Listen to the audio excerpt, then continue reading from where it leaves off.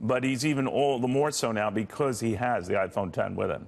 And he has a security SWAT team with him here that are guarding it every second. All right, so you've had a chance to play with it and what do you think? Yeah, I mean, it's certainly a pretty drastic difference. I mean, it's been a lot of years since Apple totally revamped like the look of what their iPhone looks like. So the fact that it's a full-on top to bottom screen is like very dramatically different. So it's very cool. I mean, I've only spent about an hour or two with it, so I'm still very new with it. But it's definitely a big shift for them. All right. Here are a couple of questions I've heard. The facial recognition thing, how good is that? Well, I don't know if the people at home can see, but you could basically, I'm looking it down right now, and it's unlocking almost instantly. Wow. How long did it take to set up?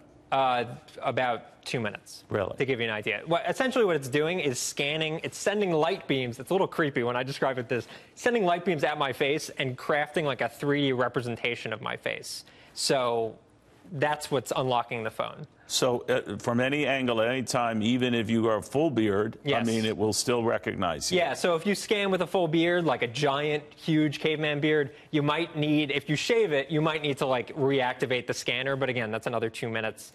But for my beard right now, which is obviously very short, if I were to shave, it wouldn't need to be rescanned. Now, what about at night? How does it work then at night? How does it... Same thing. So it's all infrared. So it's okay. Light, like natural light, doesn't matter. So it's right. scanning like your physical feature, your face. All right. Now, the lack of a home button, that would drive me crazy. Yeah, so it's definitely taking me some getting used to because I'm so used to like just hitting it. You basically are swiping up. So when you need to unlock the phone, you know, you have to swipe up from the bottom like this. I see.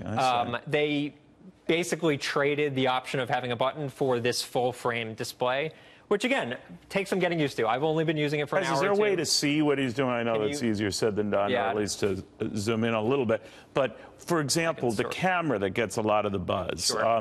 What do you notice about that, and what's good about that? Yeah, so the camera, I took this like right before our segment, but the camera... I know him! Hey, very familiar. The camera does this really cool thing where it'll blur the background. It's portrait mode, which exists on other phones as well. Be great if you could blur the subject out. You know, that would be if nice. Only. Yeah. So that's definitely a really splashy feature. Okay. And the other aspect, which I don't know if I'm going to try to show it off for you guys because it's getting a lot of buzz, is this idea of Animoji. So basically people can... You can sort of see this critter here, this monkey in this case, but you can change the character. And I don't know if you guys can see it, but if I'm looking at it, it'll actually scan my face. So the creatures will talk in combination with my movements. Oh, Russ, I mean, if I'm going to fork over $1,200+ bucks, I'm not saying this is worth. That's going to be the clincher. I'm not saying this is the clincher, but I'm just saying like it's a feature that kind of makes use of the unlocking technologies in an interesting way. So, as far as a step from the 8 and what have you, I mean, is this enough of a jump for people to say, all right, it's worth the price? Sure. Or what do you think? So I think if you bought an 8, which came out about a month ago, a couple weeks ago, no one is buying an 8 and then going out a month later and buying this. Like, I think that's a crazy thing to do.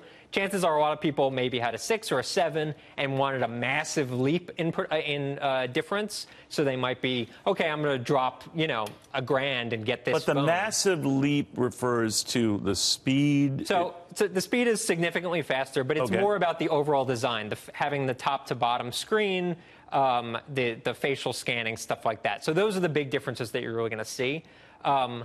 For day-to-day use, I would say like that's what you're going to go for. If you just wanted pretty much like a little bit faster, but pretty much what you had with the iPhone 7 or the iPhone 6, the 8's going to do that. Like it totally accomplishes that. This is really for the hardcore, I need the newest future thing. I mean, this is what iPhones are going to look like, all iPhones, in about 3 years. Really? So this is kind of like a preview into... Well, is there going to be, for example, an 11 next year? I mean, how will they do this? I think they're... Or like a Super Bowl like X and... I keep wondering, like, well, it's X. They should just done X1, X2.